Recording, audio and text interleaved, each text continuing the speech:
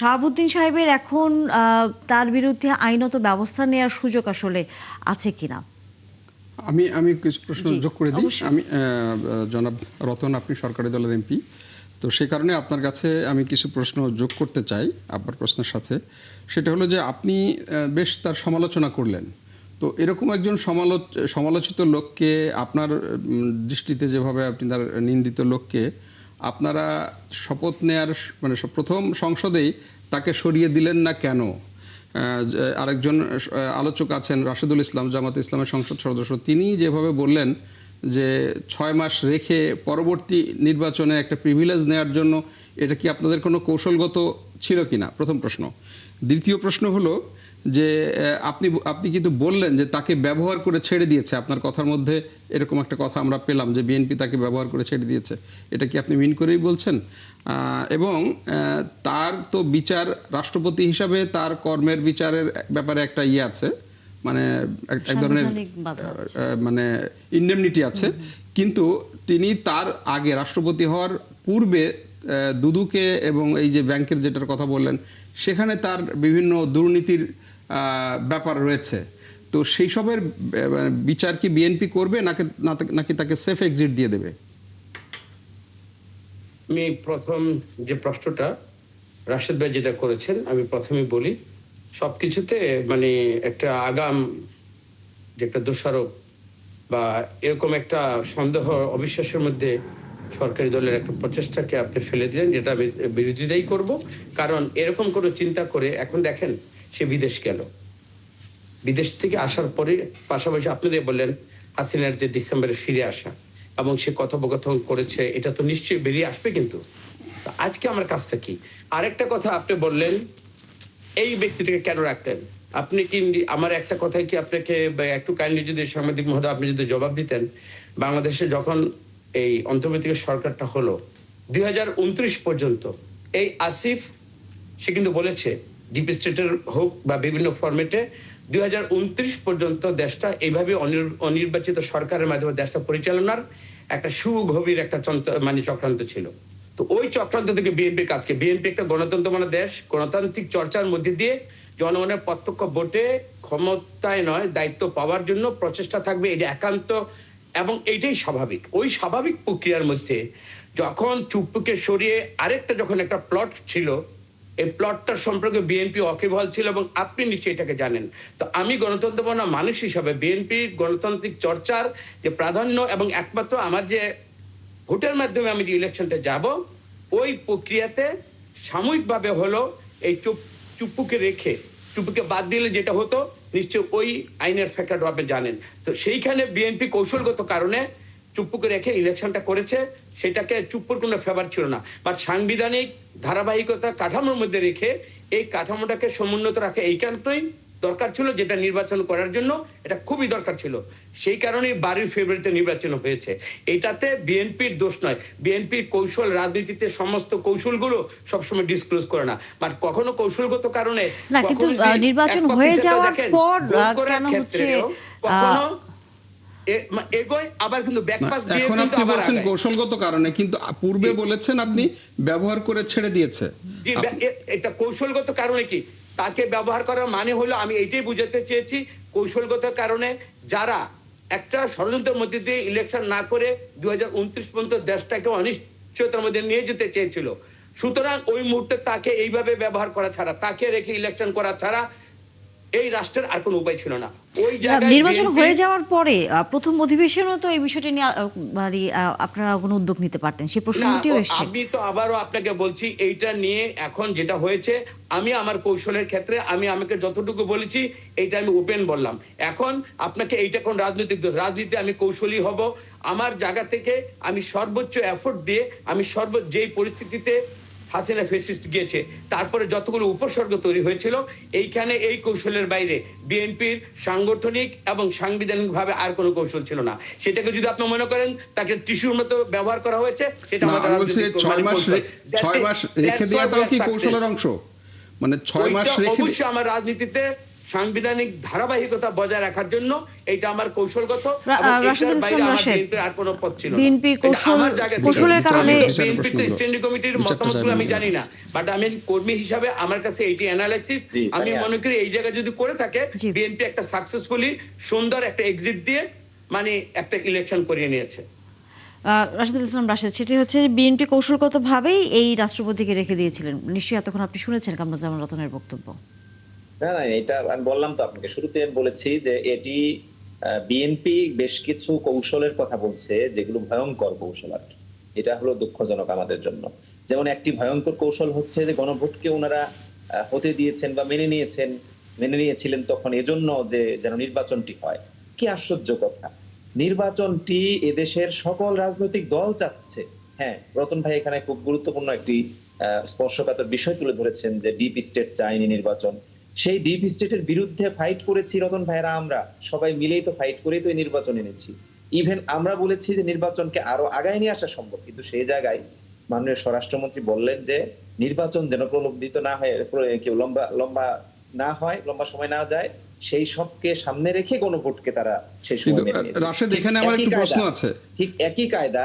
হ্যাঁ হ্যাঁ, জনাব রাশেদ, এখানে আপনার প্রশ্ন আছে। আমরা কিন্তু আমাদের মনে আছে যে আপনাদের আমির স্বয়ং বলেছে নির্বাচন নিয়ে আপনারা অস্থির হচ্ছেন কেন, নির্বাচন কেন এত দ্রুত করতে হবে। এবং আমরা এটাও দেখেছি আপনাদের কিছু বক্তা তারা বলেছেন মানে ইউনূসকে একেবারে পর্যন্ত রেখে দিতে এবং তার জীবদ্দশায় যেন নির্বাচন না হয় এই দাবিও এই জন্য দোয়া করতেও দেখেছি।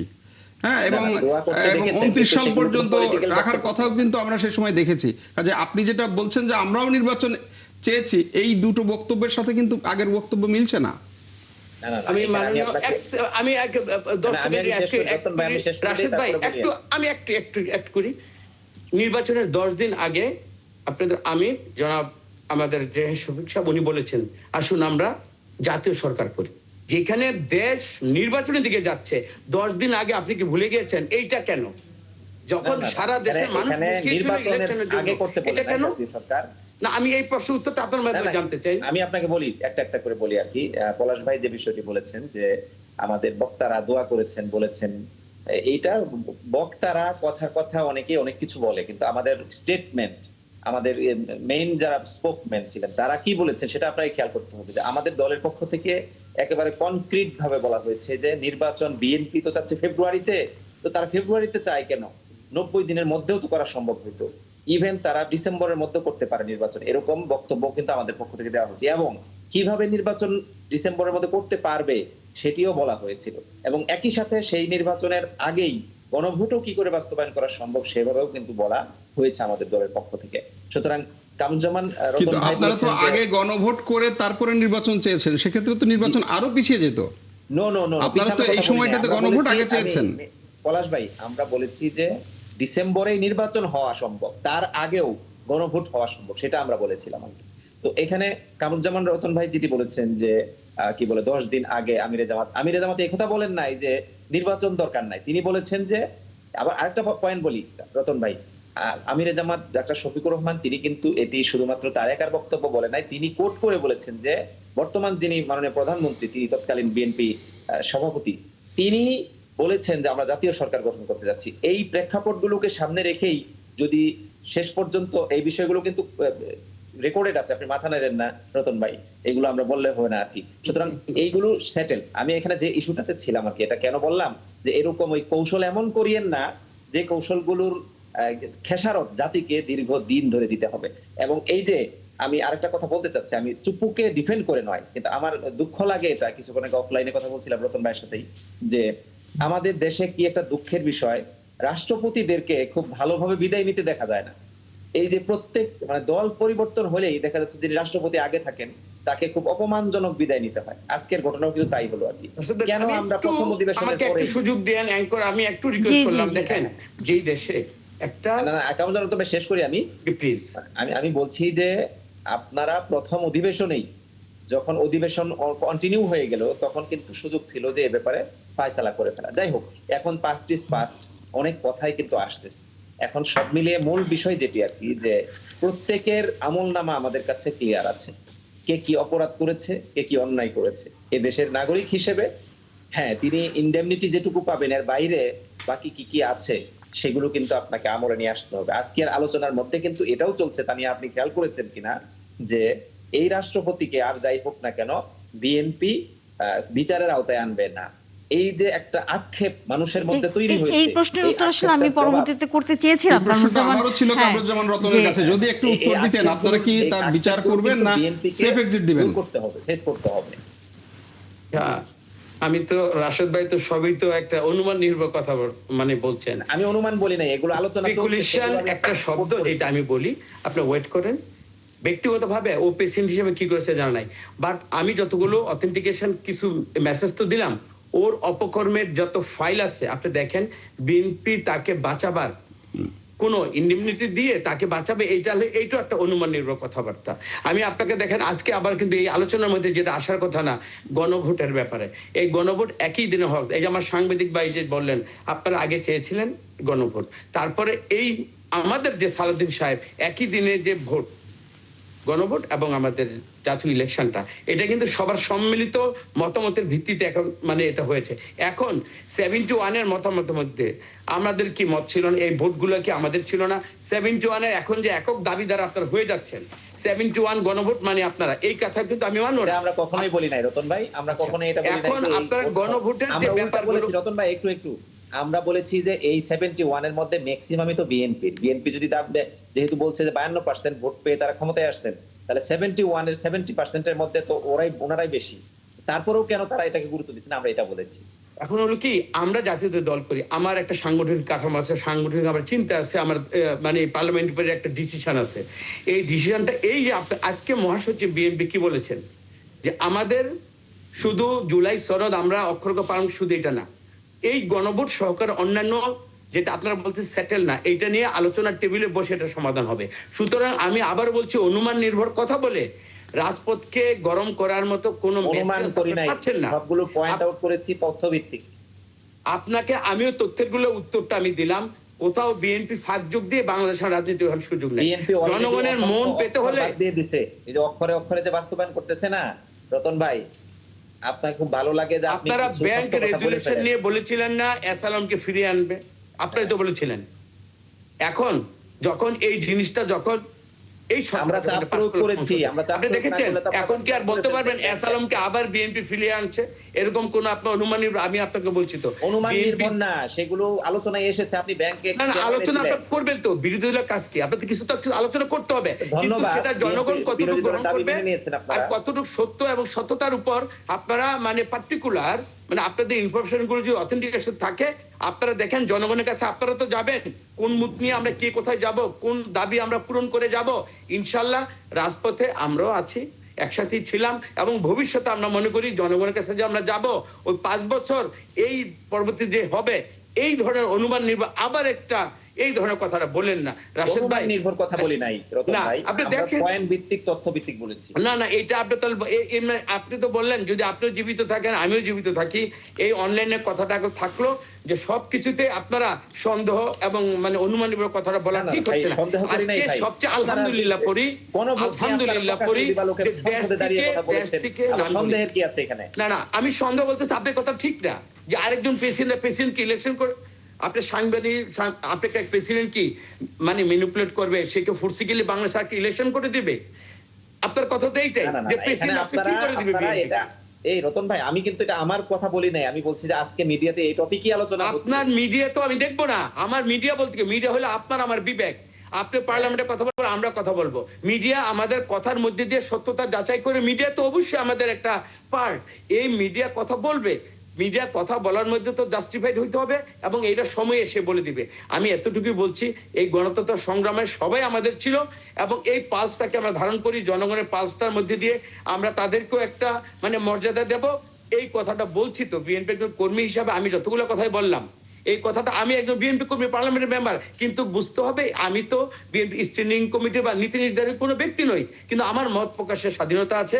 আমি যতটুকু দেখেছি, এই ওকে যেভাবে দেখেছি, চুপ্পুকে ইনফরমেশন কেন দিলাম, কারণ ও যে অপকর্মগুলো করেছে ব্যক্তিগতভাবে ওই লোকগুলোকে আমি চিনি। সেই প্রসঙ্গের জায়গাতেই আমরা কিন্তু আছি যে এখন বিএনপি সরকার তার বিরুদ্ধে ব্যবস্থা আইনগতভাবে নেবে কিনা। তানিয়া, আমার অবশ্যই একটা নেবে, প্রশ্ন আছে, রতন ভাই। অবশ্যই নেবে। আমি এই প্রশ্নটা তো আমি বললাম যে অবশ্যই নেবে, আপনারা একটু অপেক্ষা করেন। জি তানিয়া, রতন জি ভাইয়ের কাছে আমার একটা জি প্রশ্ন জি আছে। অবশ্যই।